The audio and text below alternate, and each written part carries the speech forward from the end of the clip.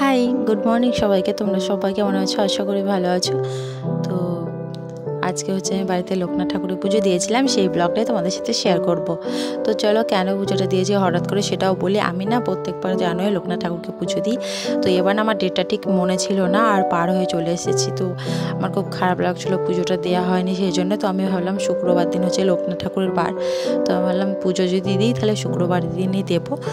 সেই জন্য আর বেশি দেরি করিনি, দেবো করে অনেক দিনই দেরি হয়ে যাচ্ছিলো। তো আজকে হচ্ছে সারাদিন নিরামিষ খাবো। তো আমি ভাবলাম বাড়িতে পুজোটা দিয়ে দিই। তো বাবাকে দিয়ে বাজার আনা করিয়েছিলাম যা যা লাগে। তো পুজোটা আমার এখন কমপ্লিট হয়ে গেছে। তো প্রসাদটা সবার জন্যে নিয়ে নেব।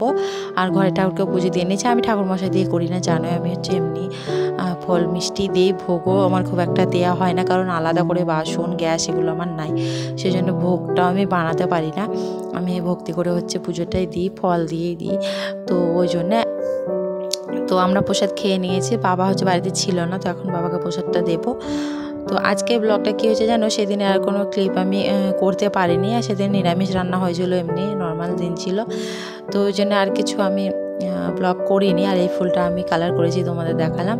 তো এটা হচ্ছে সেই তারপরের দিন শনিবার ছিল, সেদিনও আমি কোনো ভিডিও করিনি। এটা হচ্ছে রবিবার দিনের। তো আজকে সকাল থেকে চলো নতুন ব্লগটা শুরু করি।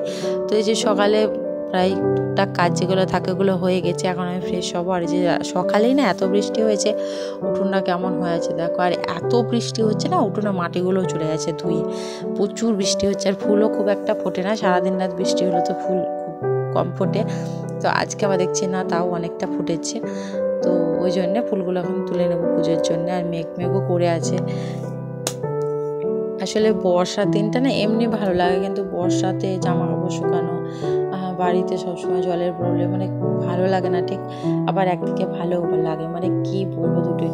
তো আজকে হচ্ছে আমি বানাবো ওটসের চিলা। সেই জন্য আমি গাজরটা হচ্ছে গ্রেট করে নিয়েছি, কারণ কেটে নিলে না অতটা ছোট হয় না, সেই জন্যে। তো গ্রেট করে নিয়েছি, পেঁয়াজ নিয়েছি, টমেটো নিয়েছি, ওটা দিয়ে হচ্ছে চিলা বানাবো।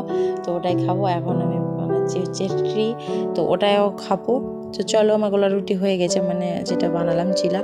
তো ওটাতে আমি একটু হচ্ছে দিয়েছিলাম লেবুর রস, কিন্তু ওটা একদমই দেওয়া উচিত না, কারণ সকালে খালি পেটে না যারা সহ্য করতে পারে না তাদের কিন্তু অ্যাসিডিটি হতে পারে। তো আমারও খুব একটা ভালো লাগেনি, তো আমি লেবুটা সকালে ইগনোর আমি করিও, কিন্তু সেদিন মনে হয়েছিল তো খেয়েছিলাম। তো আর না খাওয়াই ভালো। তো এই যে চলো এখন খাবো আনারস। এখন ওই 12টা মতো হবে। তো এতগুলো আমি একাই খাবো না, বাড়িতে সবাইকে দেবো, দিয়েই খাবো। তো আমি মাখিয়ে নিয়েছি লবণ আর মিষ্টি দিয়ে। তো আজকে দুপুরে লাঞ্চে মেনে ছিল ডিমের অমলেট করে হচ্ছে তরকারি, আর হচ্ছে ঢেঁড়স ভাজা। তো আজকে মিনি ব্লগ এইটুকু, দেখা হবে নেক্সট কোনো ব্লগে। টাটা।